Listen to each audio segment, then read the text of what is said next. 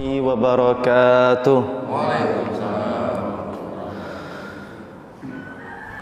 Alhamdulillah hamdan wa syukran lillah wa la haula wa la quwwata illa billah. Asyhadu an la ilaha illallah wa asyhadu anna Muhammadan abduhu wa rasuluh la nabiyya wa la rasula ba'da. Qala Allah ta'ala fil Qur'anil Karim, a'udzu billahi minasy syaithanir rajim. Ya ayyuhalladzina amanu taqullaha haqqa tuqatih wa la tamutunna illa wa antum muslimun. Wa qala Rasulullah sallallahu alaihi wa ala alihi wa ashabihi wasallam, ittaqillaha haitsuma kunta wa atbi'is sayyi'atan hasanatan tamhuha wa khaliqin nas bi khuluqin hasanin. Amma ba'd. Para jamaah hadirin dan hadirat yang dimuliakan Allah Subhanahu wa taala, pertama yang kami muliakan jamaah masjid, semoga semuanya dalam keadaan sehat semuanya insyaallah. Pak Haji Ende, Pak Haji Ferry, Pak Haji Udin, Pak Haji Said dan yang lain sebagainya yang tidak kami sebutkan satu persatu, Pak Haji Koci. Dan di belakang alhamdulillah pada pekan hari ini ada ummahat, ada guru saya Bu Yur, Bu Erdawana, guru SD saya, ada Bude dan ibu dua lainnya saya lupa siapa. Mudah-mudahan semuanya mendapat berkah dari Allah Subhanahu wa taala, dan yang hadir pada subuh kali ini semoga diampuni oleh Allah Subhanahu wa taala. Kita berlindung dari keburukan amal kita, baik yang zahir ataupun yang terlihat, yang tersembunyi dari Allah Subhanahu wa taala, yang dari manusia dan terlihat oleh Allah Subhanahu wa taala. Dan yang kedua, kita sanjungkan salawat serta salam kepada baginda Nabi besar Muhammad sallallahu alaihi wa ala alihi wasallam. Semoga tersampainya salawat menjadikan kita dikumpulkan di telaga, di haud Al-Kautsar bersama Rasulullah SAW yang dikhususkan bagi beliau yang sekali teguk tidak merasakan haus selamanya ketika minum daripada telaga Al-Kautsar nantinya. Rasulullah menunggu kita di sana semuanya, dan semoga di antara kita semuanya berjumpa dengan beliau di telaga tersebut. Amin ya rabbal alamin. Alhamdulillah, pada subuh kali ini insyaallah tema kita berbicara tentang mandi besar, yang mewajibkan mandi, kemudian wajib fardu mandi, dan kemudian sunnah-sunnahnya. Menurut survei yang ada, bahwasanya sekitar 30% remaja yang ada di Indonesia itu mimpi basah tapi tak mandi besar. Muslim dia muslim, Pak. Muslim dia bunda muslim. Remaja artinya remaji juga, pemuda-pemudi. Hitungan 30%, perkisaran 30% dari 270 juta penduduk Indonesia, 30%-nya artinya berapa juta, Pak Ferry? 30% dari 270 juta artinya berapa juta? Sekitar 80-90 juta. 80 atau 90 juta orang remaja di Indonesia kalau sudah mimpi basah tidak mandi besar. Subhanallah. Nah, inilah yang kemudian kita lihat nanti bagaimana kami sudah menjadikan bahwasanya kajian pada subuh hari ini hujjah di hadapan Allah Subhanahu wa taala. Mudah-mudahan bisa dilihat oleh para jamaah baik yang di sini ataupun di rumah semuanya, bahwasanya yang menjadi patokan kita adalah syariat-syariat Islam dalam hidup di dunia. Maka perhatikan langkah-langkah kita menjadi orang muttaqin. Setiap apa yang kemudian melewati daripada kondisi tubuh kita ini harus kita lalui dengan syariat Islam pula. Dan kemudian di pekan-pekan selanjutnya mudah-mudahan lebih bertambah lagi ummahat, karena kalau sudah masuk fasal haid, nifas, wiladah, sudah masuk fasal haid, kemudian nifas, kemudian nanti melahirkan, itu agak susah kalau kami sampaikan kepada bapak-bapak saja, karena itu berkaitan dengan perempuan. Dan salah satu daripada bab yang paling susah dipelajari baik di Timur Tengah ataupun di Indonesia adalah bab haid, karena kami laki-laki tidak langsung mengalaminya, paling susah. Dan situ ada beberapa kaidah nanti dalam fikih Syafi'i tentang haid dan nifas. Insyaallah kita akan membahas tentang fasal tentang mandi besar. Bismillahirrahmanirrahim. Syekh mengatakan, ini perlu kami hapus dulu.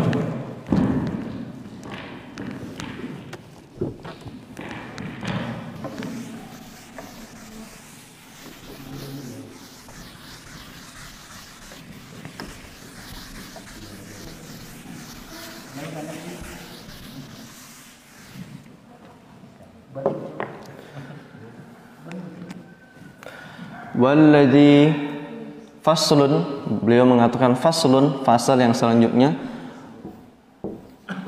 Walladzi yujibul ghusl sittatu asya.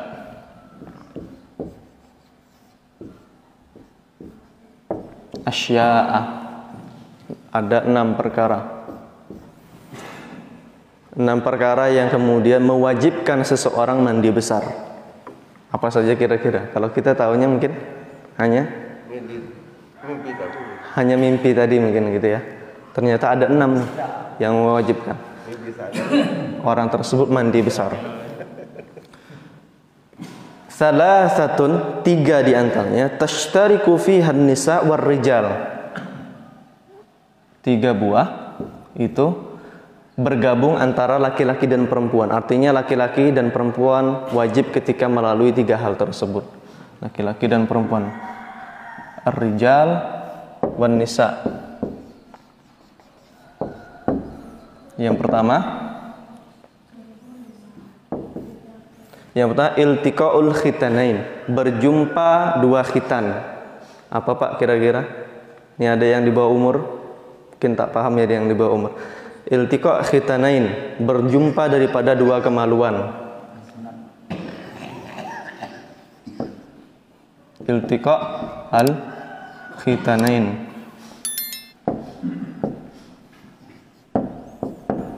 Ini yang bagi yang kemudian suami istri, berjumpa daripada 2 kemaluan. Gampangnya bahasa Indonesianya itu nanti kita jelaskan apa yang kemudian menjadi batasan seseorang ketika berjumpa 2 kemaluan mewajibkan dia mandi besar. Itu kita bahas insyaallah. Dan kemudian yang kedua, inzalul mani.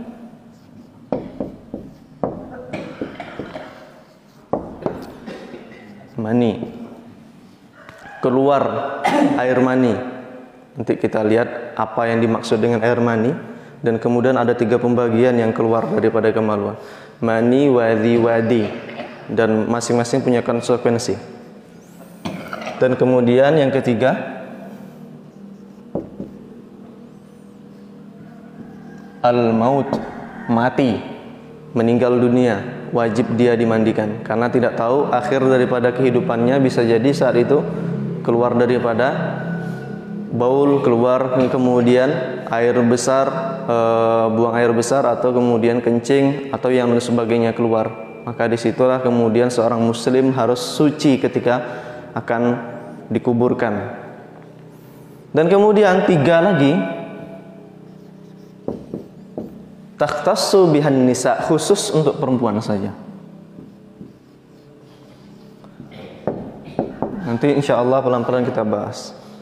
Takhtassu bihan nisa, khusus bagi perempuan. Yang pertama apa Pak kira-kira? Al-haid, haid. Kemudian an-nifas.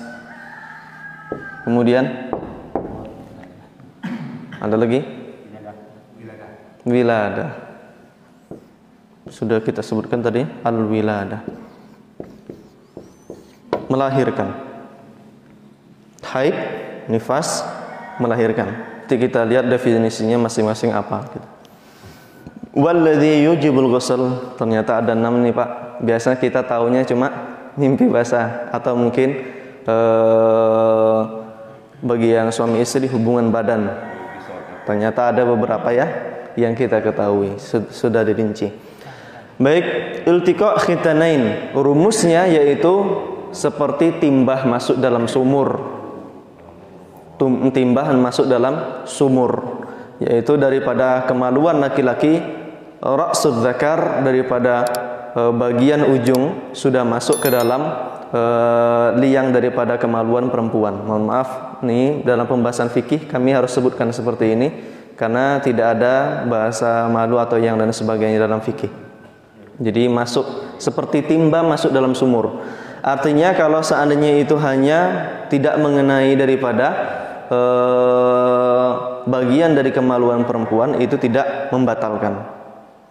Namun kalau sudah timba masuk dalam sumur, itu membatalkan. Nah, ini kasusnya nanti tentang bagaimana seseorang yang mempunyai istri, istrinya kemudian berselingkuh dengan yang lainnya. Itu harus mendatangkan 4 saksi, harus melihat timba masuk dalam sumur, baru kemudian dikenakan azab, baik dirajam ataupun diberikan cambuk gitu. Itu saya rasa kalau bapak-bapak yang sudah menikah tidak perlu kami jelaskan panjang lebar. Iltiqa' khitanain. Kemudian inzalul mani, keluar daripada mani. Apa sebab daripada keluar mani? Sebabnya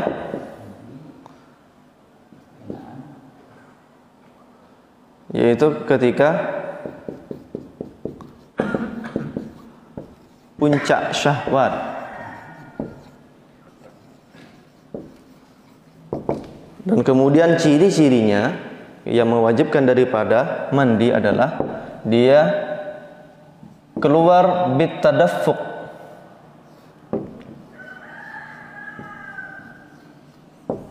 keluarnya memancar, bitadaffuq dengan dorongan, dan itu dalam puncak-puncak daripada syahwat seseorang, keluar daripada mani, bitadaffuq. Dan kemudian dia raihatuhu, bau daripada air mani membedakan. Nanti ada yang, loh saya keluar, apa yang kemudian keluar tersebut? Dia ada mani, di samping mani itu ada al-madhi, ada al-wadi. Wadi, pernah dengar Pak? Belum ya? Kita bahas insyaallah. Kalau dia jaf, kering, maka baunya seperti bayadul bait.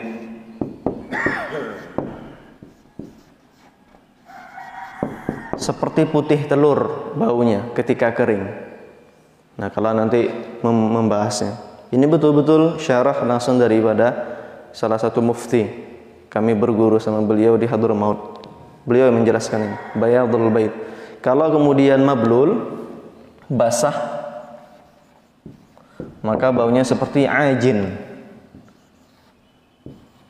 Ajin itu apa Pak kalau bahasa Indonesia? Artinya air daripada tepung yang dicampur air, mau diulen, mau diolah. Nah, baunya seperti itu. Tepung gandum, terigu, atau tapioka misalnya, baunya seperti itu. Ketika kemudian keluar, dia memancar, baunya seperti itu. Ketika puncak-puncak daripada syahwat. Dan sebabnya adalah apa yang menjadikan sebab daripada keluarnya? Pertama, ihtilam, mimpi basah. Sebab daripada itu keluar mimpi basah. Dan kemudian apa? Jima.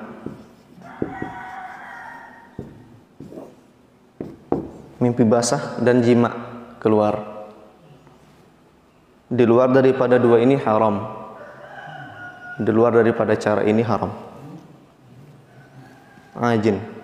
Dan kemudian apa yang dimaksud dengan madhi? Kita bahas al-madhi.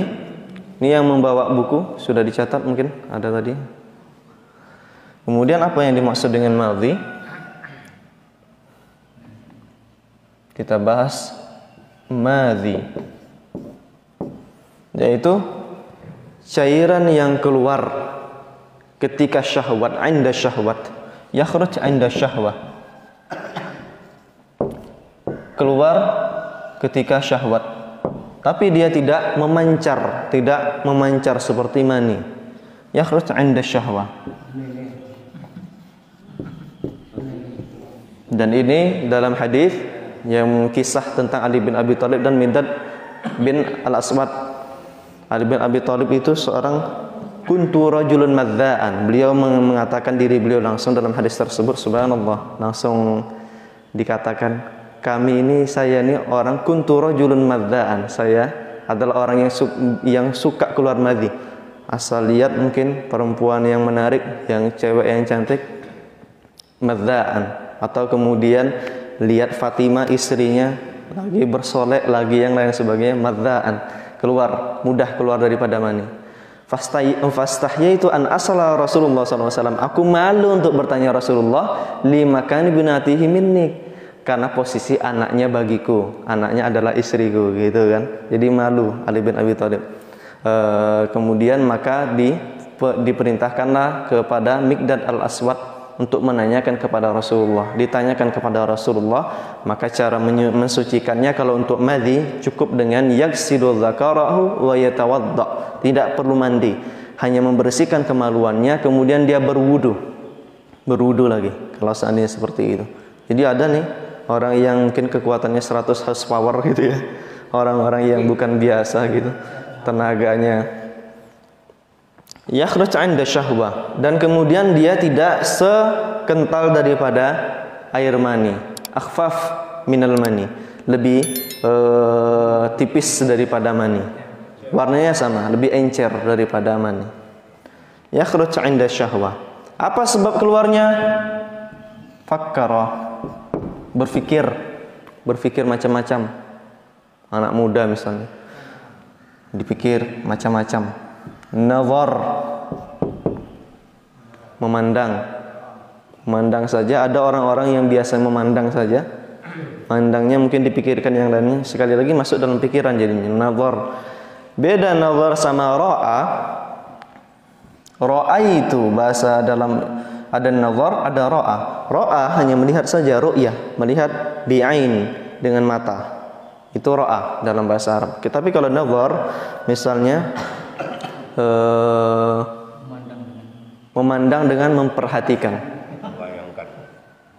Unzur wastami' dalam bahasa Arab tuh kalau Syekh biasanya menjelaskan unzur wastami', yaitu kalimat perintah daripada nazar. Nazara yang zuru unzur perintah.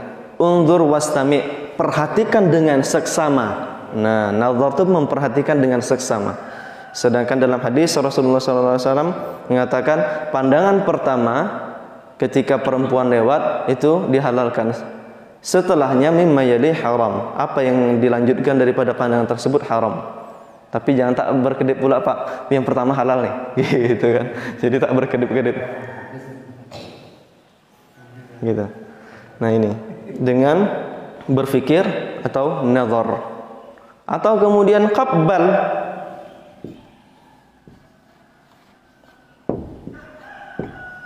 yaitu mencium istrinya, langsung keluar.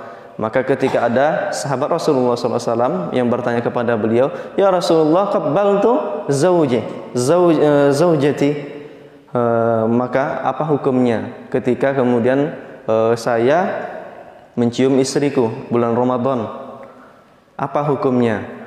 Yang pemuda tersebut bertanya kepada Rasulullah, dijawab itu dilarang, makruh, atau kemudian diharamkan bagi pemuda tersebut. Ada orang tua datang, ya Rasulullah, aku mencium istriku, bagaimana hukumnya? Tidak apa-apa, karena bapak-bapak dah tua, tak banyak lagi mungkin keluar daripada syahwatnya, walaupun masih banyak yang kuat ya Pak. Jadi seperti itu perbedaan daripada itu. Tapi di sini kalau seandainya para pemuda atau bapak-bapak laki-laki yang sehat kemudian dengan mencium daripada istrinya ya Pak, bukan istri tetangga, itu kalau seandainya keluar madhi diwajibkan untuk mencuci daripada, membasuh daripada kemaluannya. Nah ini tentang madhi, warnanya putih. Dan kemudian yang selanjutnya tentang wadi. Wadi keluar inda hamli syai'un thaqil, keluar ketika membawa barang berat. Yakhruj, membawa barang berat. Yakhruj inda hamli, membawa syai'un thaqil, barang berat. Thaqil.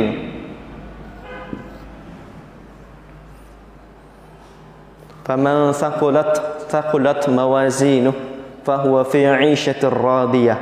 Faman thaqulat, yaitu thaqil dalam kata yang berat, yaitu dia membawa benda berat. Au aqibal baul, atau keluarnya aqibal baul, atau dia keluar setelah daripada baul, kencing. Setelah kencing selesai kok masih ada yang keluar, itu namanya wadi. Maka yang dua ini tidak mewajibkan daripada mandi. Maka perhatikan daripada definisi masing-masing. Kalau seandainya dia yang seperti ini dan perempuan, ya Rasulullah, kaifa idzal mar'ati ra'atil ma? Bagaimana pendapatmu kalau seandainya perempuan dalam mimpinya ra'atil ma, melihat daripada air, mimpi basah artinya. Perempuan itu juga mimpi basah. Maka kemudian faksilun, maka dia harus mencuci, membasuh, mandi, wajib mandi ketika perempuan ini mimpi daripada mimpi basah. Nah, ini tentang yang berkaitan tentang tiga yang pertama, yang itu berkaitan dengan yang perempuan. Kemudian maut, al-maut, meninggal dunia, sebagaimana mukadimah kami jelaskan bahwasanya ketika seseorang meninggal dunia tidak tahu keadaannya, tertabrak motor atau yang lain sebagainya. Namun zahir tidak bisa memastikan dalam keadaan yang batin, karena keadaan yang ghaib itu ditutup oleh pandangan manusia. Bisa jadi orang tersebut tertabrak di depan masjid, misalnya ada salah satu jamaah mungkin yang kami dengar, itu bisa jadi insya Allah meninggalnya dalam keadaan husnul khatimah. Kalau seandainya memang orangnya baik, tertabrak keadaan gaib tidak bisa kemudian kita cari tahu. Dan itu untuk mensucikannya dalam keadaan-keadaan yang seperti itu adalah dengan mandi besar bagi dia. Tidak disuruh mandi sendiri gitu ya Pak. Sunah-sunahnya itu ada, dan itu diberlakukan bagi mayit juga, sunah-sunahnya itu. Dan kemudian yang khusus bagi perempuan, ini kami hapus.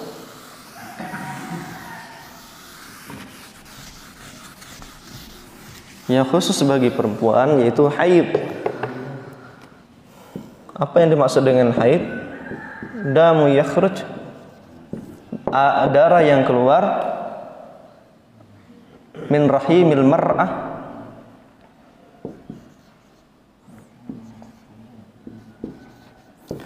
dari rahim seorang perempuan, ala sabili sihah,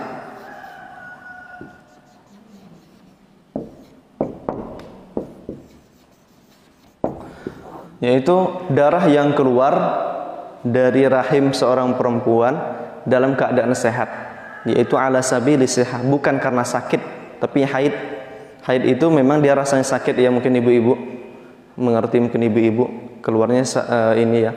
Tapi dia ala sabili sihah, bukan karena penyakit. Nah, bukan karena penyakit dia keluar, tapi dalam keadaan yang fitrah seorang perempuan keluar daripada haid. Nah, ini tidak kami rinci karena pasalnya ada khusus nanti masalah ini. Berapa lama dalam haid itu, dalam fikih Syafi'i berapa lama, sebentarnya seperti apa, yang paling panjang, yang paling banyak, yang kemudian menjadi jamak mayoritas seorang perempuan itu seperti apa, nifas gitu juga berapa lama, melahirkan gitu juga, mengandung gitu juga, nanti ada batasan-batasan. Karena di situ dalam fikih Syafi'i disebutkan juga bahwasanya seorang perempuan yang mengandung itu hamlu aktsaruhu, yang kemudian pernah terpanjang itu 4 tahun. Dan salah satu asar yang kami dapatkan Imam Malik bin Anas rahimahullah daripada imam di Masjid Madinah, dan itu 4 tahun di dalam perut ibunya. Allahu a'lam. Nah, kemudian nifas, damul yakhruj. Apa yang dimaksud dengan nifas? Damul yakhruj aqibal wiladah, yaitu darah yang keluar setelah langsung ketika atau dibatasi dengan jeda sedikit daripada saat melahirkan, aqibal wiladah. Jadi ada perbedaan dalam bahasa tentang ba'da kemudian aqibah. Ba'da misalnya kalau kami dulu pengumuman di Jawa, alal akh haj ferry mazwar ferry alaihi ayyatiya, kepada saudara kita Pak Haji Mazwar Ferry, alaihi ayyatiya, agar kemudian dia datang kepada ruang pertemuan aqibah shalah. Kalau disebutkan aqibah shalah, maka itu tidak boleh setelah salat tersebut dia lampaui dengan satu kejadian apapun langsung. Kalau ba'da shalah artinya nanti dia berzikir, berdoa dulu, kemudian beliau yang lain sebagainya, bisa jadi mencuci tangan. Tapi kalau aqibah itu langsung, keadaan yang langsung, tidak ada jedah. Aqibal wiladah. Dan kemudian al-wiladah, melahirkan, itu sama dengan yang ini, melahirkan, yaitu saat dia melahirkan gitu, tapi kering, tidak keluar darah, tidak keluar daripada, ada yang dia melahirkan kering, dan itu di tanah Arab juga ada yang seperti itu. Artinya dia tidak mengeluarkan darah nifas atau langsung, hanya lahzah. Lahzah itu sekejap saja keluar, tidak panjang 40 hari atau yang lain sebagainya. Nah ini pembahasannya pelik. Kami mempelajari daripada ini dalam Syarah Kifayatul Akhyar, dan satu lagi kitab daripada Muqaddimah Hadramiyah, dijelaskan rinci oleh Syekh. Kami mencatatnya kelabakan tentang masalah haid dan nifas ini. Dan kemudian yang menjadi kewajiban kita setelah mengetahui ini adalah wa faraidul ghusli, dan yang wajib dalam mandi tersebut ada 3. Yang pertama niat. Faraidul ghusli, wajib mandi ada 3. Ada 3. Yang pertama niat. Niat, apa niatnya? Raf'ul janabah, mengangkat junub. Niatnya mengangkat junub, mandi saja, masuk bolak-balik kolam renang, tak diniatkan raf'ul janabah, lupa, belum dianggap dia sudah mandi besar.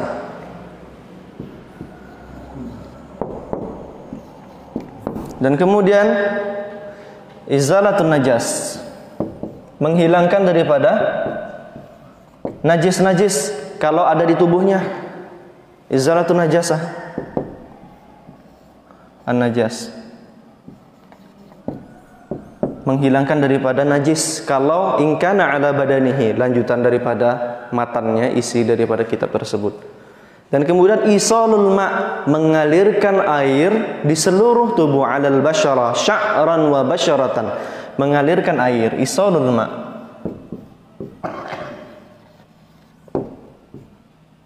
Isalul ma' ke seluruh tubuh, baik yang itu kemudian berbulu, sya'ran, atau basyara, atau kemudian kulit. Jadi kulit, badan, artinya seluruhnya, karena tubuh kita hanya diliputi dengan 2 itu, diliputi keseluruhan, rambut sampai ujung kaki. Ada yang mungkin dia tebal, orang Arab itu Masya Allah, bulu di tangannya, di dadanya, di kakinya itu lebat-lebat mereka, karena cuaca mungkin mempengaruhi. Dalam keadaan iklim tertentu, bulu tersebut panjang gitu ya. Isalul ma' sya'ran wa basyarah, mengalirkan seluruh tubuh. Maka dari itu ini penting dalam masalah niat. Letaknya kemudian di hati, niatkan dalam keadaan yang baik untuk mengangkat daripada junub, bukan hanya hadas kecil, tapi junub, hadas besar yang kemudian diangkat. Kenapa? Kalau seandainya tidak ada niat, sekalipun dia sudah membasahi, karena ini boleh nanti dalam fardu saja sudah kita ketahui yang ketiga, bahwasanya yang menjadi fardu adalah mengalirkan daripada air. Cukup kalau orang tersebut nyemplung dalam bak mandi, nyemplung dalam sungai atau laut, sah itu sah. Tanpa kemudian memperhatikan adab-adab mandi besar, keluar lagi dia. Kalau seandainya sudah niat, sah. Maka niat sangat menentukan di sini, gitu ya. Di kolam renang, saya sudah berniat nih mandi besar langsung masuk gitu ya, itu sah. Tapi kemudian ada sunah-sunahnya. Isalul ma', Isalul ma ini mengalirkan. Dan kemudian apa yang menjadi sunnah-sunnahnya? Nah, disinilah yang kemudian nanti kita coba gambarkan bagaimana sunnah-sunnah. Ada 5 sunnah-sunnahnya. Ada 5 sunnah. Wa sunanuhu, dan sunnahnya ada 5, yaitu pertama at-tasmiyah, baca basmalah, seperti berwudu baca basmalah. Tasmiyah, kami Indonesia saja, basmalah. Dan kemudian wal wudu qablah, dan berwudu sebelumnya. Dan ini nanti bagi mayit juga seperti itu. Tasmiyah, yang memulai nanti membaca bismillah, kemudian diwudukkan daripada mayit tersebut, diwudukkan. Baru kemudian diisalul ma, dialirkan dengan adab-adab yang baik daripada seperti itu. Mungkin suatu saat boleh kita adakan daurah atau dalam pelatihan yang singkat saja tentang bagi anak-anak muda tentang pengurusan jenazah, fikih janaiz, fikih jenazah namanya. Mungkin bisa di. Dan kemudian ini wudu tadi. Dan kemudian imrarul yad, memijat, membersihkan maksudnya. Imrarul yad alal badan, alal jasad. Jadi betul-betul dialirkan, tangan tuh digosok-gosok, dipijat-pijat ke tubuh. Imrarul yad sunnah. Karena apa? Karena di situ ada kulit-kulit mati atau yang disebut dengan bahasa kerennya daki bisa hilang, gitu ya. Gitu ya. Mijat-mijat. Dan kemudian muwalah, bersambung. Tak boleh berputus. Sunnahnya alla yajifal udwa qablah, yaitu ciri-ciri indikatornya ketika sudah membasuh muka, dapat telepon, tidak kering wajah kita. Kalau sudah kering, kita ulang lagi, basuh wajah kita lagi. Tangan kanan, sudah sampai tangan kanan, menerima telepon atau panggilan orang, lihat kalau seandainya dia masih basah, lanjutkan yang kiri. Tapi kalau sudah kering, ulang dari awal. Dan kemudian kanan dulu, baru kiri. Jadi bagaimana? Yaitu dengan berwudu. Pertama tasmiyah inda ghuslul wajah, yaitu membaca bismillah ketika mencuci daripada kedua tangan atau kemudian ke muka. Bangun tidur, kemudian mendapati dirinya junub, cuci tangan terlebih dahulu, karena dia tidak tahu di mana bermalam tangan. Pada malam harinya nginapnya di mana. Cuci, kemudian berwudu dengan cara yang sunnahnya kemarin kita bahas 10 sunnah-sunnah wudu. Berkumur-kumur, masukkan air ke hidung, membasuh wajah dalam batas-batasannya, kemudian tangan, menyela-nyela tangan, menyela jari-jari kaki, mengusap seluruh daripada kepala, telinga dari dalam dan kemudian keluarnya seluruhnya. Wa ghusslur rijlain, dan kemudian dalam mandi besar ada pembedanya dalam wudu. Wa ghusslur rijlain qablah, dan membasuh kaki sebelum mengalirkan air ke seluruh tubuh, atau mengakhirkan au ta'khiruhu, atau mengakhirkannya. Jadi boleh setelah kemudian selesai mengusap telinga, seharusnya kan membasuh kaki. Boleh dibasuh kaki kanan dan kirinya setelah itu mandi. Boleh kemudian diakhirkan daripada mencuci kakinya. Kalau kami biasanya kami akhirkan, karena kami setelah kami sunnah-sunnah wudu, kemudian kami akhirkan, kemudian terakhir cuci kanan dan kiri, itu sudah melingkupi daripada mensucikan seluruh tubuh, sah kemudian untuk melaksanakan sholat, karena sudah kita awali dengan cara-cara adab wudu yang baik. Nah seperti itu. Jadi boleh didahulukan, boleh kemudian diakhirkan. Lebih aman diakhirkan, agar kemudian tidak membersihkan, lebih bersih daripada akhir keadaannya. Nah itu. Dan kemudian sunnah-sunnah yang lainnya imrarul yad, yaitu ketika setelah wudu tadi mengakhirkan dari kaki, misalnya mengakhirkan daripada kedua kaki untuk dibasuh, maka dia mengambil air basah kepala 3 kali. Sunnahnya itu, yaitu sabbal ma'ala ras, basuhlah wajah kepala 3 kali, pelan-pelan terlebih dahulu dengan tangan. Sampai basah baru diguyur sedikit.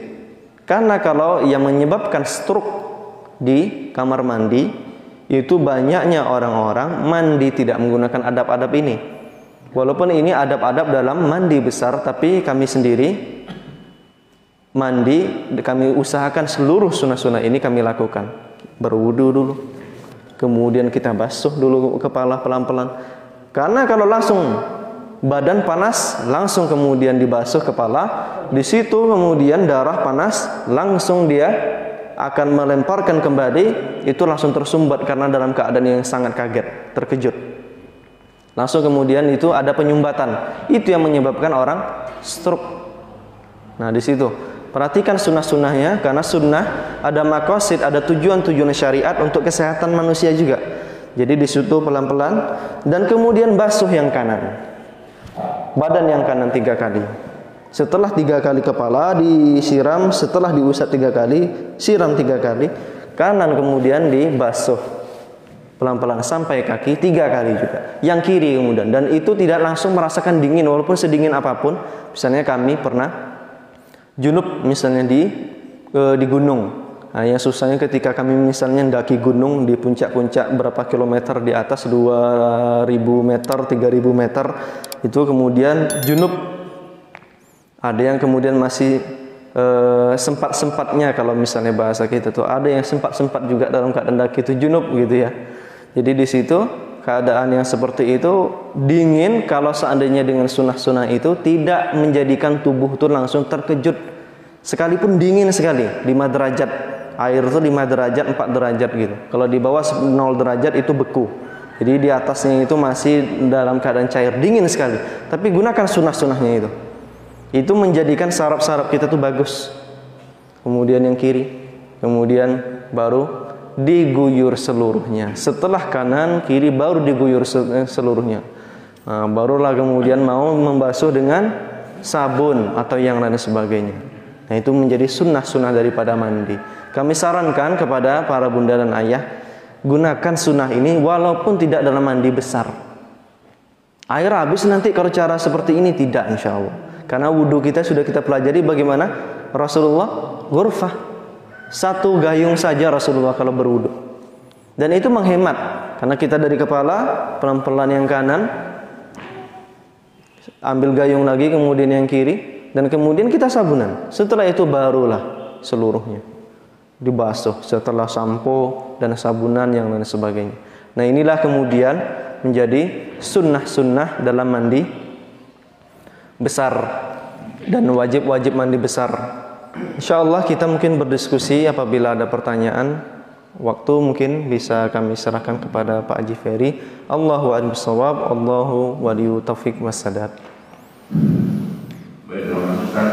Ya, seperti biasa, kalau memang saya yang menanyakan, setelah menurut jadwal masih ada waktu sekitar 10 menit lagi. Ada berarti sudah paham? Pas. Ada pendalaman. Silakan Pak Haji. Mulai dari yang satu nanti yang baik. Pokoknya kita jangan baik. Pak siapa tadi?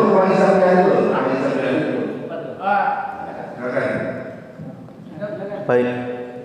Bismillahirrahmanirrahim. Assalamualaikum warahmatullahi wabarakatuh. Waalaikumsalam warahmatullahi wabarakatuh.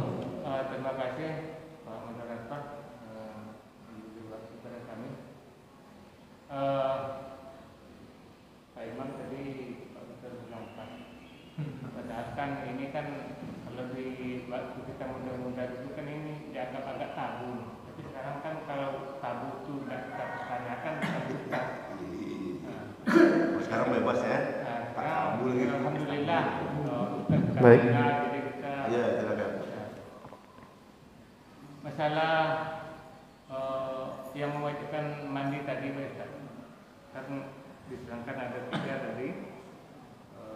Bertemunya aparat, sebelum mandi, kemudian maut. Maut.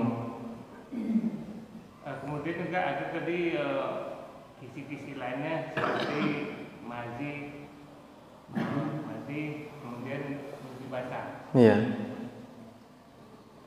Terkadang kita bermimpi seakan bersenggama gitu ya. Iya. Dengan orang, entah dengan siapa, tapi mimpi gitu kan. Iya. Terus nggak keluar mani gitu. Apakah itu juga wajib mandi? Ya. Kemudian itu sudah cukup atau lagi? Ya. Pertanyaan tentang mimpi basah ihtilam ketika kemudian kalau seandainya biasanya mimpi basah tuh tanda-tandanya dia mimpi dalam mimpi keadaannya di dalam mimpi itu dalam berhubungan misalnya, atau kemudian melihat aurat wanita atau menyentuh wanita dalam mimpi. Dan kita mungkin ada yang mengalami, masing-masing pasti yang sudah balik pernah mengalami daripada mimpi basah tersebut. Apa hukumnya kalau tidak keluar? Maka pertama tentu kita cek dulu. Kita cek dulu basah tidak? Oh, ternyata tidak basah. Maka di situ kalau idza ra'atil ma', ketika perempuan menanyakan kalau dia melihat daripada air, artinya dia telah mimpi basah. Nah, di situ baru kemudian diwajibkan. Kalau mimpi saja kemudian belum ini dibangunkan sama istri, Pak subuh gitu. Hampir kemudian melakukan hubungan badan dalam mimpi, dibangunkan sama istri gitu kan. Nah, tak jadi kemudian. Sudah kemudian dalam mimpi tersebut seakan-akan nyata, pasti ada yang mimpi yang kemudian kalau suka dengan tetangganya, Allahu a'lam bishawab, na'udzubillah min dzalik, ada yang kemudian mimpi dengan tetangganya atau dengan temannya atau yang lain sebagainya, atau dengan istrinya sendiri, mimpi di dalam mimpinya itu gitu ya. Itu sebab-sebab kadang-kadang dia berpikir yang sebelum tidur tuh agak dalam, kajinya itu agak dalam pikirannya, akhirnya menjadikan dia seperti itu biasanya. Dan itu tanda-tanda balik seorang muslim, seorang manusia gitu ya. Insya Allah yang seperti itu belum sampai derajat dia wajib dan mandi, karena dia belum disebut dengan mimpi basah. Kalau dia mimpi basah betul-betul dia ini. Atau kalau keluarnya dia tidak sekental daripada biasanya ketika inzalul mani, keluar air mani, maka di situ tetap dianggap mani kalau sudah memang dia dalam mimpi ihtilam. Itu mewajibkan daripada mandi, gitu ya. Jangan kemudian kita masukkan dalam definisi yang madhi, yang itu dia lebih encer daripada mani gitu. Allahu a'lam bishawab. Baik, lanjut Pak. Oh, yang waktu kita mau mandi tadi, wajib mandi itu apa tadi? Berwudu dulu kan gitu. Kemudian kalau kita tidak berwudu, gimana kira-kira? Sebab kadang kan bermacam alasan, waktu atau air kurang, segala macamnya. Kita tinggalkan wudu dan sengaja kita mandi, langsung nyemplung gitu ya Pak. Jadi kalau melewati daripada sunnah mandi itu boleh, tetap sah. Namun tetap juga kalau bisa diperhatikan adab. Kalau seandainya meninggalkan sunnah dengan mungkin air yang sedikit, namun tetap memperhatikan daripada adab. Basuhlah kepala terlebih dahulu pelan-pelan. Kemudian nanti badan yang kanan, badan yang kiri, agar kemudian itu lebih menyehatkan gitu. Itu tetap sah. Karena tadi batasannya isolul ma'. Tuh, dalam bahasanya itu isolul ma'. Nanti dalam keadaan duduk iftirash tawaruk, baik kemudian meletakkan pantat kirinya atau dia duduk itu duduk bersila saja ibaratnya. Dalam bahasa duduk itu termasuk dalam salah satu rukun. Berdiri saja itu sudah masuk dalam satu rukun salat. Maka di situ kalau dikatakan seperti itu, ambil daripada bahasa awalnya berdiri. Maka berdiri nanti itu menjadi rukun dalam salat. Nanti meletakkan tangan itu kemudian menjadi ciri-ciri mengikuti Rasulullah apa tidak.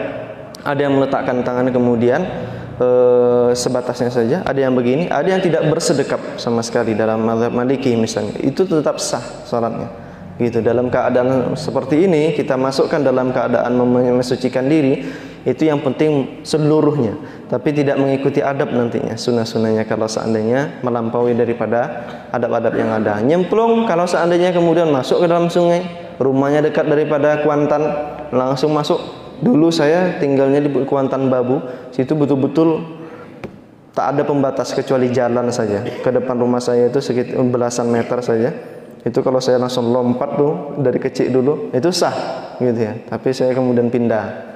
Nah, di situ kalau mendapati hal-hal seperti itu, ambil daripada kaidah umumnya, tetap sah untuk melaksanakannya. Allahumma shalli.